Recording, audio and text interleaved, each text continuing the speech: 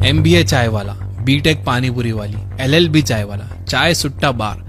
ना जाने ऐसे कितने ही बिजनेसेस हैं जिन्होंने पानीपुरी और चाय जैसे लोकल फूड्स को प्रीमियम प्रोडक्ट में बदलने की कोशिश की है। इतना प्रीमियम कि पानीपुरी और चाय बेचने के लिए आपको 5 से लेकर 30 लाख रुपए तक इन्वेस्ट करने पड़ सकते हैं। इन सभी बिजनेस मॉडल्स के इंस्पिरेशन या यूं कहें कि जन्मदाता है MBA चाय वाला। कई लोग तो आज भी ये सोचते हैं कि MBA चाय वाला यानी एक MBA किया हुआ लड़का जिसने नौकरी ना करते हुए चाय की टपरी खोली, पर असल में MBA चाय वाला का मतलब है मिस्टर बिल्लोरे अहमदाबाद चाय वाला यानी प्रफुल्ल बिल्लोरे। एक समय पर हर मिडिल क्लास अनएम्प्लॉयड यंगस्टर के रोल मॉडल और इंस्पिरेशन प्रफुल्ल बिल्लोरे को लोग आज सोशल मीडिया पर क्यों गालियां दे रहे हैं? क्यों MBA चाय वाला के फ्रेंचाइजी ओनर्स आज अपने आउटलेट्स पर ताला लगाने पर मजबूर हैं?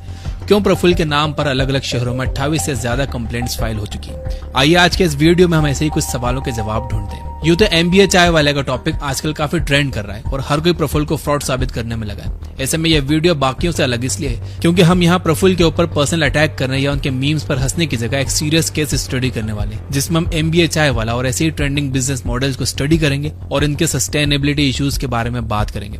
लास्ट में मैं आपको बताऊंगा कि क्या सच में MBA चाय वाला फ्रॉड है और क्या सच में प्रफुल्ल लीगल फॉर्मेलिटीज में फंसने वाले हैं या नहीं। तो शुरू करते हैं। हमारी स्टोरी के हीरो यानी प्रफुल्ल बिल्लोरे मध्य प्रदेश के धार जिले में रहने वाले एक आम मिडिल क्लास घर से बिलोंग करते हैं और हर मिडिल क्लास पेरेंट्स की तरह उनके भी पेरेंट्स यही चाहते थे कि वो पढ़ लिख कर कोई अच्छी सी नौकरी करें। उनका यही सपना पूरा करने के लिए ग्रेजुएशन के बाद उन्होंने IIM से MBA करने का सोचा, लेकिन 2-3 बार तैयारी करने के बाद भी प्रफुल्ल को IIM नहीं मिला तो अपने पेरेंट्स के प्रेशर में आकर प्रफुल्ल ने एक प्राइवेट मैनेजमेंट कॉलेज में एडमिशन ले लिया।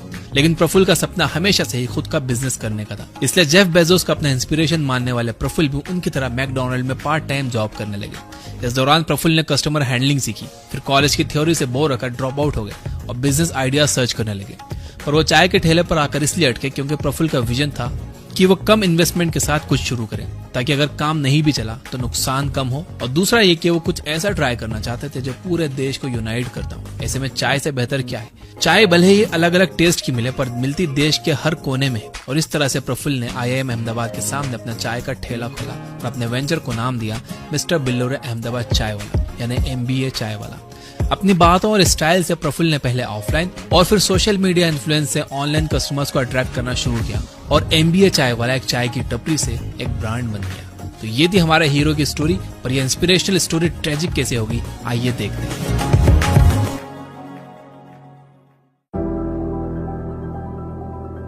दरअसल प्रफुल्ल ये बात जानते थे कि वो केवल चाय बेचकर कभी भी करोड़पति तो नहीं बन सकते थे, तो फिर उन्होंने चाय के साथ साथ सपने बेचना शुरू कर दिए।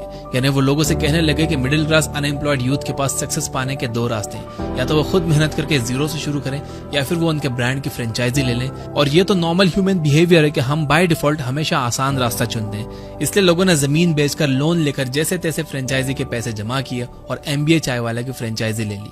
इन लोगों का कहना था कि प्रफुल्ल और उनकी टीम ने उन्हें डेली बेसिस पर 10 से 12 हजार का बिजनेस होने का वादा भी कर दिया, लेकिन जब ये आउटलेट्स ग्राउंड रियलिटी पर आए तो ज्यादातर लॉस में चले गए या ब्रेक इवन यानी नो प्रॉफिट नो लॉस पर चलने लगे। आज की डेट में सेल ना होने से परेशान होकर कई ऑनर्स अपने आउटलेट पर ताला लगाने पर मजबूर हो गए। अब ये सभी लोग प्रफुल्ल के फ्रॉड होने का इल्जाम लगा रहे हैं, तो क्या सच में प्रफुल्ल ने फ्रॉड किया है? इसे समझने के लिए पहले उनके फ्रेंचाइजी मॉडल को समझते हैं। फ्रेंचाइजी यानी किसी भी बड़ी कंपनी या ब्रांड का नाम और ट्रेडमार्क इस्तेमाल करके उस कंपनी के प्रोडक्ट्स और सर्विसेज बेचने का लीगल राइट हासिल करना। तो फ्रेंचाइजी 4 तरह की होती है। पहली है कोको यानी कंपनी ऑन्ड कंपनी ऑपरेटेड, यानी ऐसे आउटलेट्स जो कंपनी खुद ऑन करती है और कंपनी के एम्प्लॉयज ही उसे चलाते हैं। मतलब कंपनी आउटलेट को सीधे सीधा कंट्रोल करती है और फ्रेंचाइजी ऑनर को केवल उस जगह का किराया मिलता है। प्रॉफिट लॉस में उसका कोई रोल नहीं होता, जैसे कि रिलायंस स्मार्ट, विशाल मेगा मार्ट, बिग बाजार ये सभी कोको बेस्ड फ्रेंचाइजी मॉडल्स हैं। दूसरा है कोफो यानी company owned and franchisee operated, एक ऐसा बिजनेस मॉडल जहां इन्वेस्टमेंट कंपनी का होता है लेकिन उसे चलाते फ्रेंचाइजी ऑनर है।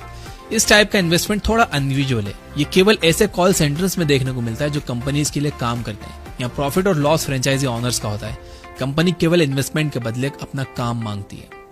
तीसरा है फोको यानी franchisee own and company operated, जिसमें इन्वेस्टमेंट सारा फ्रेंचाइजी ऑनर का लगता है और कंपनी खुद इसे ऑपरेट करती है। सभी एम्प्लॉयज भी कंपनी के होते हैं और बेसिक इन्वेस्टमेंट फ्रेंचाइजी ऑनर का। प्रॉफिट और लॉस एग्रीमेंट के हिसाब से दोनों के बीच शेयर होता है।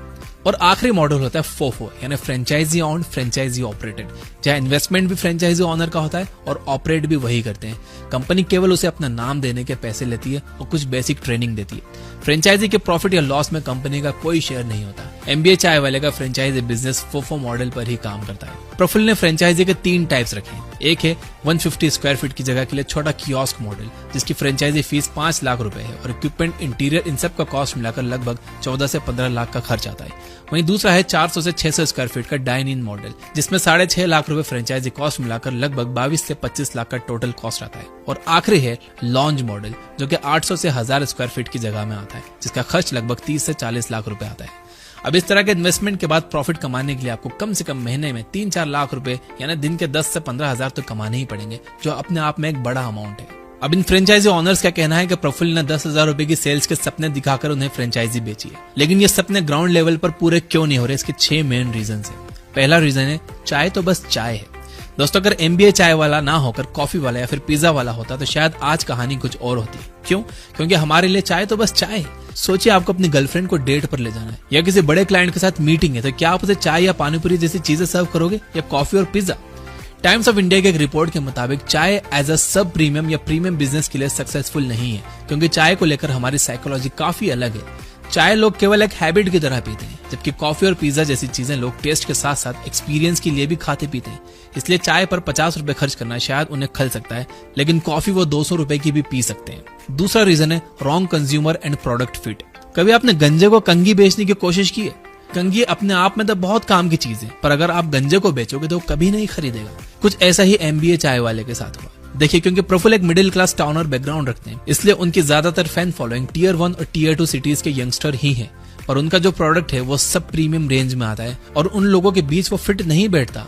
आपको सब प्रीमियम प्रोडक्ट बेचने के लिए एक ऐसा क्राउड चाहिए जो टेस्ट से ज्यादा एम्बियंस और ब्रांड नेम को अहमियत दे। उनके फैंस चाहे प्रफुल्ल की स्टोरी से कितना भी कनेक्ट करते हो, लेकिन वो कभी भी चाय पर इतने पैसे खर्च करना पसंद नहीं करेंगे। वो आपको चाय की टपरी पर ही चाय पीते हुए प्रफुल्ल की इंस्पिरेशनल स्पीचेस सुनते हुए ही मिलेंगे। तीसरा रीजन है ब्रांड में किसी इंटेंजिबल प्रोडक्ट का ना होना। अगर अभी मैं आपको मैकडोनल्ड का नाम बोलूं तो आपको क्या याद आएगा? बर्गर और फ्राइज, है ना? लेकिन मैकडोनल्ड का ऑनर का नाम ढूंढने के लिए शायद आपको गूगल करना पड़े। यही बात नियरली सभी ब्रांड्स के साथ है, चाहे वो डोमिनोज हो, KFC हो या पिज्जा हट। लेकिन अगर मैं MBA चाय वाले का नाम लूं तो आपको चाय या उसकी शॉप का बनमस्का नहीं, बल्कि प्रफुल्ल बिल्लोरा का चेहरा याद आएगा। मैं इस बात से 100% एग्री करता हूं कि प्रफुल्ल ने कड़ी मेहनत से अपना बिजनेस खड़ा किया और अपना एक पर्सनल ब्रांड बनाया, लेकिन उनका ब्रांड इतना पर्सनल था कि उसकी फ्रेंचाइजी का चल पाना मुश्किल है। जब प्रफुल्ल ने अपना पहला चाय का स्टॉल खोला तो जब लोग उनके चाय के स्टॉल पर चाय पीने आते थे तो वो लोग चाय से ज्यादा प्रफुल्ल की बातें एंजॉय करते थे, उनके आइडियाज एंजॉय करते थे। लेकिन हर फ्रेंचाइजी ऑनर उस तरह की बातें या एनवायरनमेंट अपने आउटलेट में क्रिएट नहीं कर पाया, और चाय अपने आप में कोई ऐसा प्रोडक्ट नहीं है कि वो कस्टमर अट्रैक्ट कर पाए, ना ही उसमें कोई ऐसी खास बात है कि लोग टेस्ट के नाम पर ही खींचे चले आए। चौथा और सबसे इंपॉर्टेंट रीजन है कि ऑनर्स ने अपने लेवल पर कुछ एफर्ट्स नहीं डाले। दोस्तों, जब आप एक उंगली किसी की तरफ उठाते हो तो ये जरूर याद रखो कि बाकी की उंगलियां आपकी तरफ ही होती है। किसी को सोशल मीडिया पर गाली देना और धमकी देना तो आसान है, लेकिन आगे बढ़कर अपने फेलियर की रिस्पॉन्सिबिलिटी लेना बहुत मुश्किल है। जिन लोगों ने भी फ्रेंचाइजी ली, क्या प्रफुल्ल उनके घर जाकर फ्रेंचाइजी देकर आए या उनके साथ कोई जबरदस्ती हुई? नहीं, ये सभी लोग प्रफुल्ल की कहानी से इन्फ्लुएंस होकर खुद हाथों में पैसा लेकर फ्रेंचाइजी लेने आए थे। लेकिन हम ये भी नहीं कह सकते कि प्रफुल्ल की कोई गलती नहीं। प्रफुल्ल ने लोगों को सपने दिखाए, अपनी सक्सेस स्टोरी के नाम पर अपना फ्रेंचाइजी बिजनेस बेचा। लेकिन अगर हम जैसे आम लोग इमोशंस और बिजनेस को मिक्स करना बंद कर देंगे तो ऐसा कभी नहीं हो पाएगा। इन सभी फ्रेंचाइजी ऑनर्स ने अगर थोड़ा सा भी दिमाग लगाकर सोचा होता तो उन्हें एहसास होता कि एक चाय का ठेला लगाने के लिए फ्रेंचाइजी की जरूरत नहीं होती। जो बिजनेस 1 लाख से भी कम बजट में खुल सकता है, उसके लिए 30 लाख रुपए खर्च करने की कहाँ की समझदारी है? चाय का बिजनेस अगर आप समझोगे तो उसमें उसका लो कॉस्ट इन्वेस्टमेंट ही उसका सबसे बड़ा प्रॉफिट का रीजन है। इसके अलावा फ्रेंचाइजी ऑनर्स ने बस फ्रेंचाइजी ली और सोचा कि अब सक्सेस उनके कदमों में आ जाएगी, पर ऐसा होता नहीं है। किसी भी बिजनेस में आपको भी मेहनत करनी पड़ती है। मुझे याद है, मेरे स्कूल के पास पिज्जा हट का एक स्टोर खुला था। उस आउटलेट ऑनर की और भी शॉप्स थी, इसलिए वो वहां ज्यादा ध्यान नहीं दे पाता था। ज्यादातर काम एम्प्लॉयज के भरोसे ही था। वहाँ हाइजीन के बहुत इश्यूज थे। वहीं उसके पास एक लोकल पिज्जा शॉप में एम्बियंस प्लस टेस्ट दोनों थे। आप यकीन मानेंगे कि लोकल पिज्जा शॉप के पास इतना रश होता था कि आधे घंटे बाद ऑर्डर मिलता था। वहीं पिज्जा हट में गिनती के कस्टमर जाते थे। तब ब्रांड का नाम आपकी मेहनत कम नहीं कर सकता, वो बस आपको स्मूथ स्टार्ट दे सकता है। बाकी अपने कस्टमर्स को बढ़ाने के लिए आपको काम काम करना ही पड़ेगा। अगर प्रफुल्ल की बात करें तो वो खुद भी अपनी शॉप पर कभी आईपीएल का मैच दिखा देते थे, कभी वैलेंटाइंस डे पर सिंगल्स को फ्री चाय पिला देते थे, चाय के साथ करियर एडवाइस दे देते थे। ऐसे इनोवेटिव आइडियाज कस्टमर्स को अट्रैक्ट करने के लिए वो अपना चुके थे। उनकी इन्हीं कोशिशों से उनका बिजनेस बना था। कुछ फ्रेंचाइजी ओनर्स ने सब कुछ बस प्रफुल्ल के नाम के भरोसे ही छोड़ दिया। शायद यही वजह है कि कई जगह तो ये आउटलेट्स ठीक ठाक बिजनेस कर रहे हैं और कई जगह बिल्कुल फ्लॉप हो गए। पांचवा और आखिरी एक इंपॉर्टेंट रीजन ये है कि प्रफुल्ल ने फ्रेंचाइजी बांटने में बहुत जल्दी कर दी और बिना प्लानिंग के हर किसी के हाथ में अपना ब्रांड नेम दे दिया। जैसे मैकडॉनल्ड्स की फ्रेंचाइजी लेने के लिए आपको फूड एंड बेवरेजेस की फील्ड में कम से कम 1 साल का एक्सपीरियंस चाहिए। वहीं स्टारबक्स की फ्रेंचाइजी के लिए भी आपको उनके कई नॉर्म्स पूरे करने पड़ते हैं। कई बार तो कंपनी के लोग कस्टमर्स बनके चेक करने आ जाते हैं कि आउटलेट्स सभी एक्सपेक्टेशंस पर खरे उतर रहे हैं या नहीं। क्योंकि जब आप एक प्रीमियम प्रोडक्ट बेचते हो तो आप कस्टमर से पैसे प्रोडक्ट के एक्चुअल कॉस्ट के नहीं बल्कि वहां के एम्बियंस और एक्सपीरियंस के लेते हो और आपको वो चीज मेंटेन करनी होती है। वहीं प्रफुल्ल ने हर किसी को फ्रेंचाइजी भेज दी बिना देखे कि वो चल पाएगा कि नहीं और कोई फॉलो अप भी नहीं लिया। ऐसे में क्वालिटी का मेंटेन होना तो बहुत मुश्किल है और यही कारण था कि एमबीए चाय वाले का फ्रेंचाइजी मॉडल फ्लॉप हो गया। टेक अवेज। आज की केस स्टडी का सबसे बड़ा टेक अवे है कि सक्सेस का कोई शॉर्टकट नहीं होता। जिस तरह सोना आग में तपे बिना खरा नहीं होता, उसी तरह बिना मेहनत के कोई भी कामयाब नहीं होता। दूसरी बात कि सोशल मीडिया के इस दौर में आप वायरल लहर पर सवार होकर जितनी तेजी से ऊपर उठ सकते हो, आपकी एक गलती आपको उससे दुगनी तेजी से नीचे गिरा सकती है। तीसरा, बिजनेस फैक्ट्स और फिगर्स के बेसिस पर होता है, इमोशंस के नहीं। कहीं भी इन्वेस्ट करने से पहले एक बार रिसर्च जरूर कर लो। किसी की सुनी सुनाई बातों पर यकीन करके अपनी मेहनत की कमाई ना लगा दो। अब आखिरी बात आती है कि क्या प्रफुल्ल लीगल फॉर्मेलिटीज में फंस सकते हैं? इसका जवाब है नहीं, क्योंकि एमबीए चाय वाले के फ्रेंचाइजी एग्रीमेंट में साफ साफ लिखा है कि कंपनी आउटलेट के प्रॉफिट और लॉस की कोई जिम्मेदारी नहीं लेती। तो प्रफुल्ल ने तो सोच समझ कर डॉक्यूमेंट फ्रेम किया था, फ्रेंचाइजी ऑनर्स ने उसे ध्यान से नहीं पढ़ा। दोस्तों, केस स्टडी आपको काम की लगी हो, अच्छी लगी हो तो इस वीडियो को लाइक जरूर